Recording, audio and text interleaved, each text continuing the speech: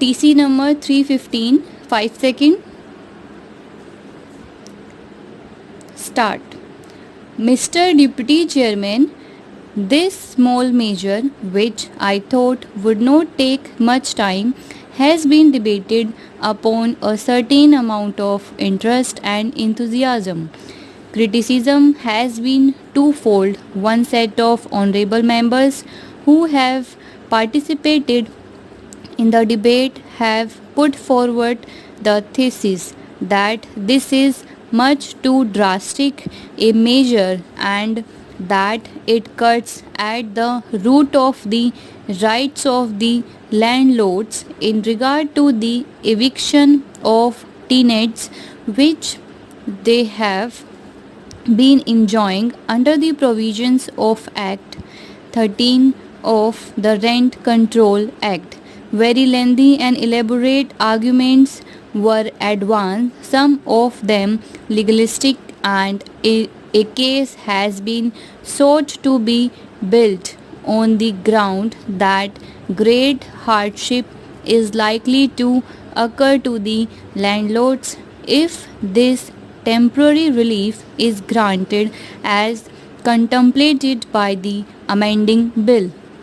Then, sir, there has been another set of speakers, some belonging to the benches opposite and some to this side of the house, who have supported the measure so far as it goes, but have further taken the line that it does not go far enough and that it should be made even more stringent.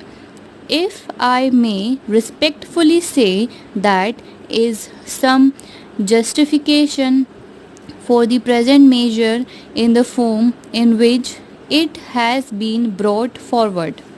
These violent reactions, one way or the other, do indicate that there can be a violent difference of opinion and difference in approach when dealing with a problem of this nature, and from the very nature of circumstances, a certain amount of balanced approach has to be brought about so that the hardship to which the tenants may be exposed may be minimized, and at the time the genuinely difficult cases of landlords may not be covered by this temporary protection. An effort has been made to strike a mean of that nature when this bill was drafted and brought forward before this honorable House. The argument that has been put forward by the set of honorable members who I may describe as pro-landlord group has been that under Section 13 of the Parent Act, after obtaining the decree, the landlord will not be entitled to execute it, or if he brings forward a suit, he will not succeed, and that would lead to a great deal of hardship to the landlord. All types of arguments have been advanced in support of that view. Various clauses have been examined at considerable length by two very experienced parliamentarians. They have posed a question and asked for justification of this temporary relief with regard to the cases which are covered by those clauses. The basic fact which is to be remembered while examining a provision of this nature is the practical human side along with the purely legal side. After all, it is not the government's case at the moment that a case has come for doing away with the various clauses. A case, however, does exist for affording some relief, but what form that relief should take is a much bigger issue which was intended to be traced out after a careful inquiry and investigation of all the relevant facts.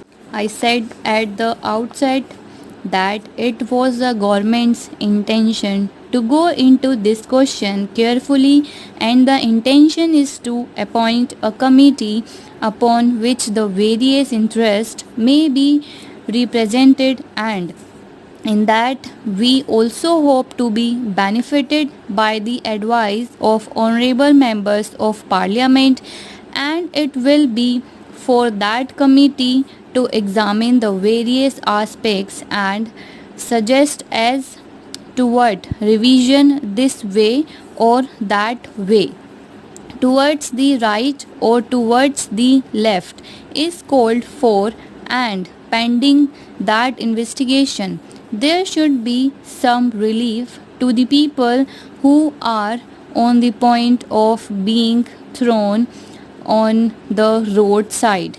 It could have been argued that the relief should have been suggested by some of the honorable members, that this temporary relief could cover all the clauses. Well, there may be some force in that, but it is a question of balancing the inconvenience caused to one group as compared to the other. And in the judgment of government, it was considered that if this selection is made and those cases are only brought within the purview of the present amending bill, whereby the landlord is not put to any real hardship, then it will be a case really for giving relief to the tenant. Now, if these clauses are examined, they will be grouped broadly under one or two categories. The position in Delhi as it obtains today is that the price of land has increased considerably.